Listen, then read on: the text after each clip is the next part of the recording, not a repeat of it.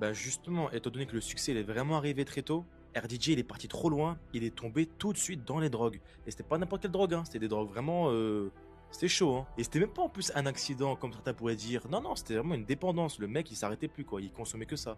Au point à ce qu'il se fasse arrêter par la police, il y a eu des arrestations, il a eu des rechutes, il a eu des comportements incontrôlables, il pétait des câbles devant les gens, et... Bref, c'était vraiment hyper grave ce qui s'est passé, quoi. Et c'est tellement allé loin que Hollywood se sont commencé à se dire on s'en fout de son talent. Ce mec-là, il est parti trop loin, on l'oublie. Et encore plus fou, c'est là que son image il change complètement. Le mec, c'est à ce moment qu'il se dit ah ok, j'ai eu un déclic, il veut plus de moi, bah je vais revenir en force. Ah, mais parce que, attends, il est vraiment allé en prison? Genre, vraiment?